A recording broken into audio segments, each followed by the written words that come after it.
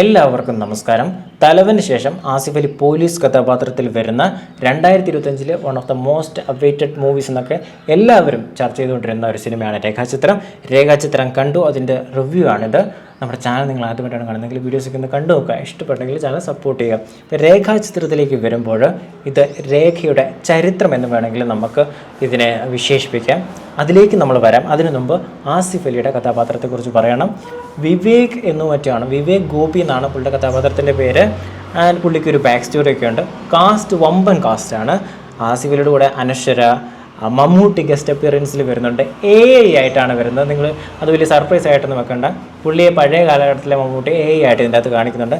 സിദ്ദീഖ്, ജഗദീഷ്, ഹരിശ്രീ Ashokan, Indrans, Nishant Sagar, ബാമ, Saran Shihab, Nandu, Unnilalu, Shaheen Siddique, TG. Ravi, Sreejith Ravi, സുധീകോപ്പ, Srikanth Murali, വിജയമനം, അങ്ങനെ വമ്പൻ കാസ്റ്റാണ് ഈ സിനിമയിൽ. ഇതിൻ്റെ അകത്ത് എനിക്ക് തീരെ ഇഷ്ടപ്പെടാതെ പോയത് ഒരാളാണ്, അത് മനോജ് കെ ജയനാണ്. അദ്ദേഹത്തിൻ്റെ മേക്കപ്പ് പോരായിരുന്നു.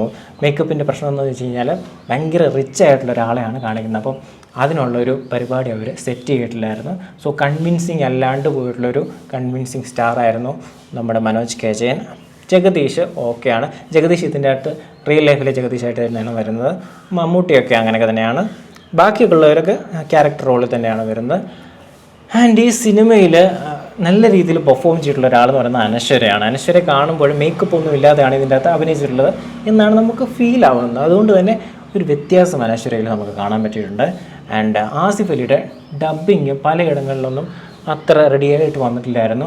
ലിപ്സിങ്ക് വർക്കൗട്ടായിട്ടില്ലായിരുന്നു. അങ്ങനെ കുറേയധികം പ്രശ്നങ്ങൾ ഈ സിനിമയിലുണ്ടായിരുന്നു. ഈ സിനിമയുടെ മ്യൂസിക് അടിപൊളിയായിട്ട് വന്നിട്ടുണ്ട്. മ്യൂസിക് ചെയ്തിട്ടുള്ളത് മജീദാണ്. കിടിലം മ്യൂസിക് പരിപാടികൾ തുടക്കം തൊട്ടേ ഫ്രെയിമുകൾക്കനുസരിച്ച് മ്യൂസിക് നൽകി ഒരു പമ്പിങ് മൂഡ് ഫസ്റ്റ് ഹാഫിൽ ഉണ്ടാക്കിയിട്ടുണ്ട്. ഫസ്റ്റ് ഹാഫ് നമ്മൾ ഷോട്ടുകൾ കണ്ടിങ്ങനെ ഇരുന്നു പോകും. ഒരു ബുൾഡോസർ വരുന്ന സീനൊക്കെ ഉണ്ട്. അതുപോലെ തന്നെ അങ്ങനെ വളരെ ടോപ്പിൽ നിന്ന് എടുക്കുന്ന കാടിൻ്റെ ഷോട്ടുകളൊക്കെ ഉണ്ട്. അതൊക്കെ ഭയങ്കര രസമായിട്ട് വന്നിട്ടുണ്ട്. മ്യൂസിക്കുമായിട്ട് ബ്ലെൻഡ് ചെയ്ത് വരുമ്പോൾ സിനിമാറ്റോഗ്രാഫി അത്യാവശ്യം നന്നായിട്ടുണ്ട്. അപ്പു പ്രഭാകറാണ് ചെയ്തിട്ടുള്ളത്. എഡിറ്റഡ് ബൈ നമ്മുടെ ഷമീർ മുഹമ്മദ്. എഡിറ്റിംഗ് ഓക്കെയാണ്. പക്ഷേ എനിക്ക് തോന്നിയൊരു കാര്യം എന്ന് പറയുന്നത് വളരെ ലീനിയറായിട്ടാണ് ഈ സിനിമ പോകുന്നത്.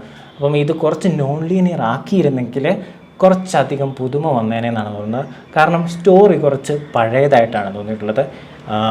സാധാരണ സിനിമകളിൽ ഫസ്റ്റ് ഹാഫ് ഒന്ന് പതുങ്ങി പോയിട്ട് സെക്കൻഡ് ഹാഫ് ഞെട്ടിക്കാറുണ്ട്.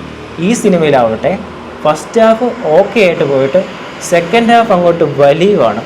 അതായത് ഒരു ചരിത്ര പുസ്തകം എടുത്തു വെച്ച് അങ്ങ് നമ്മൾ വായിക്കുവാണ്. 1950 തുടങ്ങി 2000 അവസാനിക്കുന്ന ഒരു ചരിത്ര പുസ്തകം. അത് ഒരു 1.5 മണിക്കൂറിൽ കാണിക്കാമെന്ന് പറഞ്ഞാൽ ചിലർ പരിപാടിയൊന്നുമല്ല. ആൻഡ് ഈ അന്വേഷണം എന്നൊക്കെ പറയുന്നത് ഒരാളെ തേടി നമ്മളിങ്ങനെ അന്വേഷിച്ചങ്ങ് പോവുകയാണ്. മരുപ്പച്ച തേടി പോകുമെന്ന് പറയത്തില്ലേ. അപ്പോൾ അവിടെ എത്തുമ്പോൾ ഈ സംഭവം അവിടെ കാണാറില്ല.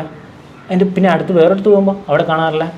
ഇങ്ങനെ യാത്ര ചെയ്ത് ഈ ക്യാരക്ടേഴ്സിൻ്റെ കൂടെ നമ്മളും ക്ഷീണിച്ച് മടുത്ത് സെക്കൻഡ് ഹാഫ് അങ്ങ് വലിപ്പിച്ച് ഒരു പരുവാക്കി കളഞ്ഞിട്ടുണ്ടായിരുന്നു. ആൻഡ് സിനിമാറ്റോഗ്രാഫി ഉള്ളതുകൊണ്ട് മാത്രം നമുക്കിങ്ങനെ കണ്ടിരിക്കാമെന്നല്ലാണ്ട് സെക്കൻഡ് ഹാഫ് ശരിക്കും മടുത്തുപോയി. അനശ്വരയെ കാണിക്കുന്നു, അനശ്വരയുടെ ചുറ്റുപാടുകളൊക്കെ കാണിക്കുന്നു. അങ്ങനെ പരിപാടി അവസാനമൊക്കെ ആകുമ്പോഴും കഥയ്ക്ക് ഒരു സീരിയസ്നെസ് ഇല്ലാണ്ട് പോകുന്നു. പിന്നെ ഇമോഷണൽ കണക്റ്റിന് വേണ്ടി വേറെയും കുറേ പരിപാടികളൊക്കെ അവർ ശ്രമിക്കുന്നുണ്ട്. എന്നിട്ടും ഒത്തിട്ടില്ല എന്ന് തന്നെയാണ് പറയാനുള്ളത്. ആസിഫ് അലിക്ക് കുറച്ചും കൂടെ ഗൗരവത്തിൽ ഈ ക്യാരക്ടർ ചെയ്തിരുന്നെങ്കിൽ നന്നായതിനേം തോന്നി. പിന്നെ ആസിഫ് അലിയുടെ അപ്പുറത്തേക്കാണ് സ്ക്രീൻ പ്ലേ പോയിട്ടുള്ളത്. അതായത് വലിയൊരു കഥ ഉണ്ടാക്കി വെച്ചിട്ട് ആസിഫ് അലി അതിനകത്തൊരു ചെറിയ പാട്ട് ചെയ്യുന്ന പോലെ തോന്നിയിട്ടുള്ളൂ. ആൻഡ് ആ വലിയ കഥയെന്ന് പറയുന്നത് ഒട്ടും അങ്ങോട്ട് കണക്റ്റഡായി പോകുന്നില്ലാത്തൊരു കഥ. അതായത് പകുതി വെച്ച് കട്ട് ചെയ്ത് ഇങ്ങനെ അങ്ങനെ പോകുന്നൊരു കഥ. ഒരു കംപ്ലീഷൻ ഇല്ല എന്നൊക്കെ നമ്മൾ പറയത്തില്ല, അങ്ങനെ പോയിട്ടുണ്ടായിരുന്നു. ഈ സിനിമയുടെ കഥാ പശ്ചാത്തലം പല സിനിമകളിലായിട്ട് നമ്മൾ കണ്ടു മറന്നിട്ടുള്ളൊരു പശ്ചാത്തലം തന്നെയാണ്. പിന്നെ ആസിഫ് അലി ഒരു ഇൻവെസ്റ്റിഗേഷൻ ചെയ്യുന്നത് കൊണ്ട് അദ്ദേഹത്തിൻ്റെ കൂടെ നമുക്ക് ടിക്കറ്റ് എടുത്ത് ഒരു വലിയ യാത്ര അങ്ങ് നടത്താം. 100-200 രൂപയ്ക്ക് ടിക്കറ്റ് എടുത്ത് നമുക്കൊരു 3-4 മണിക്കൂർ യാത്ര ചെയ്യുന്ന രീതിയിലുള്ള മൊമെൻറ്റുകളാണ് ഈ സിനിമയിലുള്ളത്. നല്ല നീണ്ടു പരിപാടിയാണ് ഇതിൻ്റെ അകത്തുള്ളത്. ഒരുപാട് സമയമുള്ളവർ, 4 മണിക്കൂറൊക്കെ സമയമുള്ളവർക്ക് വേണമെങ്കിൽ ആ 4 മണിക്കൂർ ഫീല് ഒരു 2.5 മണിക്കൂറിൽ കാണുന്ന രീതിയിലുള്ള ഒരു വിസ്മയ കാഴ്ചയാണ് ഈ സിനിമ നിങ്ങൾക്ക് നൽകുന്നത്. അതുകൊണ്ട് തന്നെ സെക്കൻഡ് ഹാഫ് എന്നെ ഞെട്ടിച്ചു. ഫസ്റ്റ് ഹാഫിൽ കിട്ടിയ ആ ഒരു രസം സെക്കൻഡ് ഹാഫിൽ ഇല്ലാണ്ടായി എന്ന് തന്നെയാണ് പറയാനുള്ളത്. സോ കണ്ട് അനുഭവിച്ചവരുണ്ടെങ്കിൽ അവർ കമൻറ്റിൽ അവരുടെ അഭിപ്രായങ്ങൾ പറയുക. ചിലപ്പോൾ പലർക്കും വർക്കായിട്ടുണ്ടാവും ഈ സിനിമ, അങ്ങനെയുള്ളവരും അഭിപ്രായങ്ങൾ പറയുക. ഏതായാലും എനിക്ക് പേഴ്സണലി വർക്കായിട്ടില്ല സിനിമ. നിങ്ങളുടെ അഭിപ്രായങ്ങൾ കമൻറ്റായിട്ട് രേഖപ്പെടുന്നതിൻ്റെ കൂടെ ചാനൽ സപ്പോർട്ട് ചെയ്യുക. ആൻഡ് അടുത്തൊരു വീഡിയോ ആയിട്ട് വരാം.